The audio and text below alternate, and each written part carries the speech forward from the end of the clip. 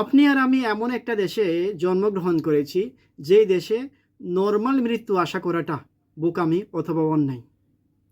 এই ঈদে ট্রেন দুর্ঘটনায় যে কুমিল্লাতে ১২ জন মারা গেল, সেটা কি ট্রেনের দোষ নাকি বাসের দোষ ছিল? এবং গতকাল দৌলতদিয়ায় যে বাস নদীতে পড়ে গেল, অনেকগুলো মানুষের জীবন চলে গেল নিমেষেই, এইটা দোষটা কার? আমি তো মনে করি এগুলো দোষ সব কিছু বাংলাদেশের প্রশাসনের।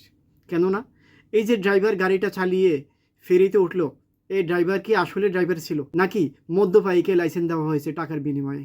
আসুন, কুমিল্লায় যেই রেল দুর্ঘটনা হলো, সেখানে যেই প্রহরী ছিল অথবা সিকিউরিটি ছিল, সেই সিকিউরিটির কাজ কি, তার বিরুদ্ধে কি অ্যাকশন নেওয়া হলো?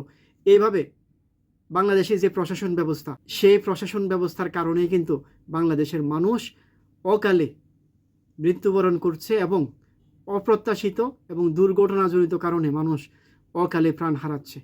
এটা আমাদের নসিবের দোষ এবং আমরা যে বাংলাদেশে জন্মগ্রহণ করেছি, সেই জন্মগ্রহণ করার দোষ ছাড়া অন্য কিছু নয়। আপনার নিজের দোষটা অথবা কপালে লিখনটা কাউকে দেওয়া যায় না।